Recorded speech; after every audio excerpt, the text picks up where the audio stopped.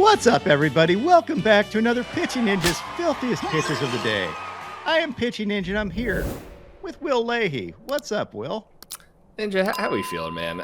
So I wanted to touch a little bit on the Jorge Lopez saga from yesterday.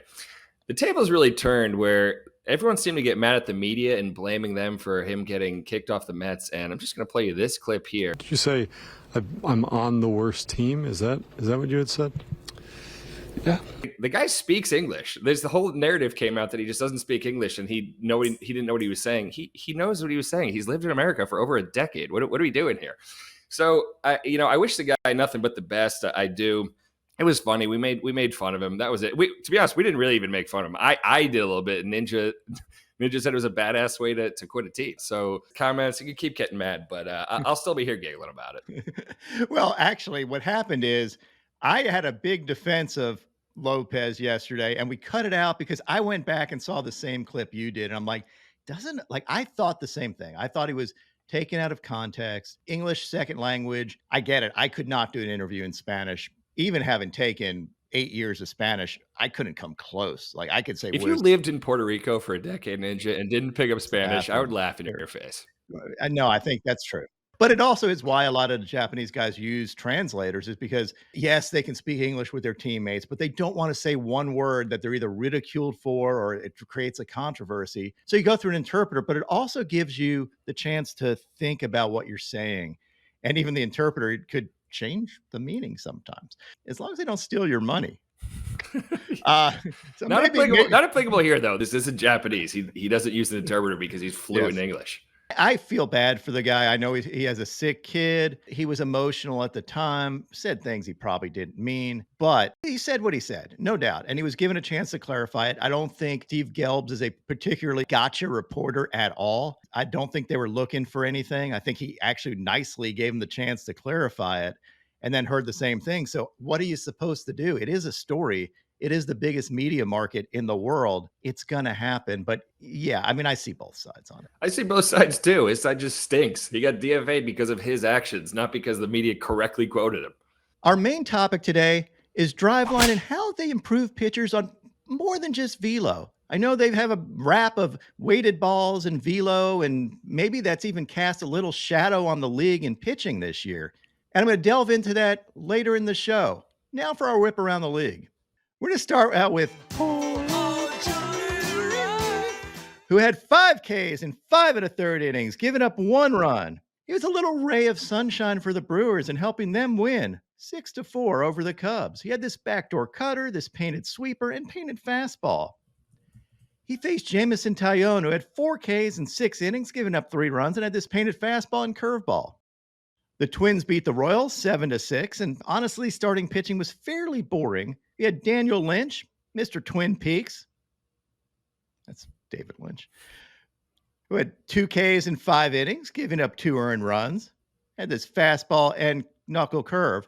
Actually, we've determined Daniel Lynch's nickname is Blue Velvet. Don't you look at me,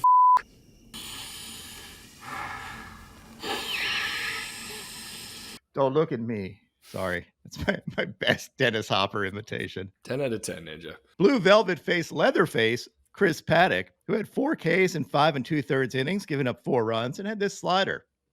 Hogan Harris was outstanding yesterday, but not good enough for the A's to beat the Rays because they lost 6-5. But he had 7 Ks in 5 2/3 innings, giving up 1 earned run. And his painted fastball, his changeup, and this slow curveball. Solid outing by Harris. I mean, I'm sure he's gotten this his whole life, but I mean, maybe we go with Hulk Hogan Harris for him. Or Hogan's Heroes, one of the two, but Hulk Hogan Harris is good. Yeah, I'm with you. Or maybe Hollywood Hogan Harris, just to differentiate a little bit. Because it's so not him. He is the opposite of Hollywood. The irony makes it good. I think that should stay. Hollywood Hogan Harris. I'm with you. Christian Scott had 4 Ks in 5 innings, giving up 2 runs, as the Mets beat the D-backs 4-2. And these fastballs and this nasty splitter. Didn't realize the splitter was this good, but appears to be. He faced Zach Gallen, who had a very short outing yesterday, faced 1 batter through 6 pitches, and left with a hamstring strain. It sucks because I love Zach Gallen, fellow Tar Heel, friend of this show, great dude. Hopefully he'll be healthy soon. It's not an arm thing. He'll be okay.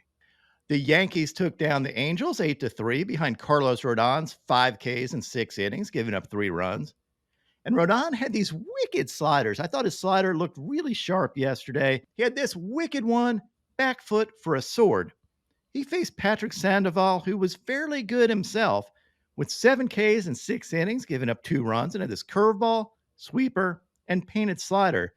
And I love this sequence to Aaron Judge where he throws a fastball kind of painted, and he's like, it's not up. It's not up.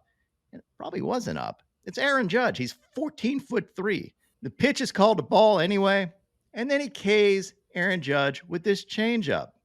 Ball don't lie. Trevor Williams had 4 Ks in 5 2/3 innings, giving up 1 run, helping the Nats beat the Braves 3-1. Don't look now, but Trevor Williams' ERA is 2.22. He's 5th in the National League in ERA. He had these fastballs, changeups, and sweeper. And I just want to delve in to Trevor Williams because I think he's the poster child for this whole movement. When people think of Driveline, everybody says, I'm going to Driveline. Everybody's like, oh, well, great. My pitcher's going to add a couple miles an hour. And then I'm going to worry about arm injuries, blah, blah, blah, weighted balls, blah, blah, blah. Well, Driveline and this whole movement is more than just about gaining velo. And I thought this thread was a great illustration on how Trevor Williams has improved his pitch arsenal without gaining any velo. In fact, his velo is down a little bit this year. What Driveline does is basically a math or science-based view of the pitcher. Yes, some guys need velocity gains, and they can go to Driveline to do that. They can work on recovery, strength and conditioning, mechanics, clean things up. Sure, all that stuff, and Driveline does that. But what they also do is take a scientific look at a pitcher's arsenal and see where they can improve. And with Trevor Williams, it became obvious to them. He's increased his sweeper usage like 6 times. It's been huge for him because his whiff rate is 46% on his sweeper this season. Opponents are only hitting 107, and he throws that pitch more. He's also improved his changeup, increasing the depth on the pitch. These 2 improvements helped him get more backwards Ks. Hitters now have to guess. Now they're confused because of the sweeper usage and his other pitches given an east-west attack as well as north-south. They took what Trevor Williams does really well, which is command the baseball, and use that to his advantage. He's not a velo guy. He barely cracks 90 miles an hour, but he is the best command guy in baseball, at least in terms of how much his pitches miss by. They took a look at how good his command was, plotted it, and I love this. It's another thing Driveline does really well. They look at the intended location of the pitch and then where it ends up, and notice that Williams doesn't miss by very much. So they use his command as his North Star instead of velo. Yes, he could increase his velo a couple miles an hour, but throwing 92 when you don't know where it's going to go is going to get hammered. So they said, let's take his command and run with it. So they take that command, add these other components, and now they have a pitcher that is the most improved pitcher in baseball this year. Great stuff from Driveline. And if you think baseball's all about velo, well, this may be your solution. Take a mathematical view at a pitcher's arsenal, look at things like Stuff Plus, which is figuring out in a vacuum how good that pitch actually is. Look at arm slot, spin rate, velo of the pitch, how much it breaks, how well it works with your arsenal overall, and what that pitcher does well by himself. Look, everybody can't command a baseball, but you can take what a pitcher does well and build on it, and then you have something. And look, the Nats are a very improved team. And some of these teams are just taking in guys that they say, maybe I can improve this guy, or maybe Driveline can improve this guy. Because it used to be you had to go to the team and you couldn't go outside the team. Now there are places that specialize in improving pitchers. I think it's great. But you can take this undervalued asset, build it up, and then trade it somewhere, because now you have something that's worth trading. The Tigers have done this really well this year, taking some very talented guys like Tarek Skubal, as well as Reese Olson. They are now the top 2 pitchers in ERA since September of last year. And it's because the Tigers take this type of approach at their pitchers. Those guys have much higher velo, but the approach works for everybody. So don't think today's game's all about velo. It isn't. It's about improving your pitch arsenal. Velo is one component. If you can't do it, improve somewhere else. This has been a PSA from Pitching Ninja. All that talking, I forgot who Trevor Williams faced. He faced Ray Kerr, which is, again, the worst name for a pitcher. He had 7 Ks in 3 2/3 innings, giving up 3 runs, and had these fastballs and curveballs. Specer Arrighetti had 8 Ks in 6 scoreless innings, giving up only 2 hits, and was outstanding. I saw a little sign of this his last outing, but he took another leap forward. He led the Astros to a shutout win over the Mariners. He had these fastballs, cutters, and this curveball for a sword. Nasty stuff from Arrighetti. Ninja, I noticed you've been shying away from the spaghetti nickname for Specer Arrighetti. Is this an anti-Italian thing? What's going on here? He took offense to it because he didn't want to be. No, Specer Arrighetti, nickname Spaghetti, and we'll say that every time he pitches. Arrighetti outdueled Logan Gilbert, who had 5 Ks in 6 innings but gave up 4 runs. He raised his ERA to 3.29 this year. He had these sliders, but I thought his best pitch were these splitters. I mean, these things are disgusting. Both of them to Altuve, too. Nasty stuff. My starting pitcher of the day yesterday was Jack Flaherty. He had 9 Ks in 6 2/3 scoreless innings, giving up only 1 hit, helping the Tigers win 5-0 over Will's Red Sox. I was thinking maybe you were going to give pitcher of the day to Pivetta there, Ninja. I thought about it, but he wasn't. That's fair. Flaherty had these fastballs and wicked sliders. He faced Nick Pivetta, who was definitely one of the pitchers of the day yesterday. Pivetta had 9 Ks in 5 1/3 innings, giving up 2 runs. He had 8 consecutive strikeouts this game, which I believe is a Red Sox record. I'll check with the Red Sox historian, Will Leahey. What do we got, Will? I'm just getting word in. That is the case, Ninja. Red Sox record. Congratulations, Nicky Pivs. Dude, you're so good at that quick research. Pivetta dominated with his fastballs and sweepers. I love his curveball. He didn't throw it that much, but still a really good outing from Nick Pivetta. Now into my filthiest relievers. Tyler Alexander had this sweeper that made Leahey hit himself in the head with his bat. Cam Boozer had this cutter. Tyler Ferguson had this sweeper. Kyle Finnegan had this nasty splitter. Kevin Ginkel, last year's postseason hero, had this slider for a sword. Josh Hader had these fastballs and picked up a sword. Ian Hamilton had these slambios. Griffin Jacks had this nasty sweeper. The Reaper, Mason Miller, had this medieval 100-mile-an-hour fastballs and sliders. Danny Young had these wicked back foot sliders. I thought these were nasty. And Hunter Harvey had this overpowering 99-mile-an-hour fastball. My top 5 filthiest pitches of the day yesterday. At number 5, we have Logan Gilbert's splitter.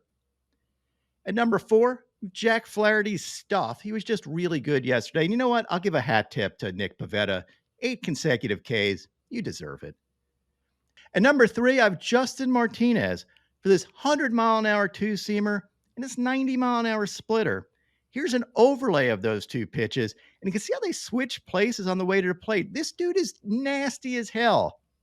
His ERA this year is 0.48, and look at these pitches. You can see why. Filthy stuff. At number 2, I have Jose Alcala's 100-mile-an-hour fastball and wicked slider, and it sounds like he yells as he lets this slider go, like, "Wah!" Which I freaking love. Is "Wah!" Isn't it Disturbed, Down with the Sickness? Yeah, I heard he is in a Disturbed cover band, Ninja, on the weekends.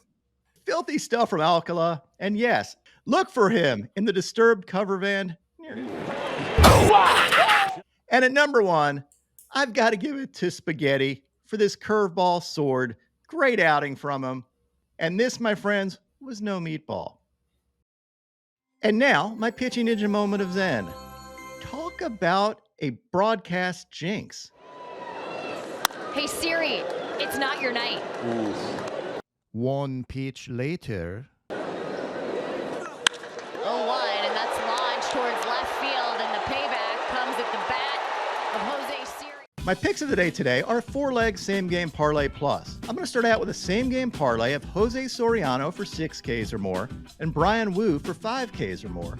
And then I'm going to take Jose Barrios for 5 Ks or more and Reynaldo Lopez for 6 Ks or more. And I'm going to add in my 30% Pitching Ninja profit boost, which will boost your profits for any same-game parlay or same-game parlay plus of 3 legs or more.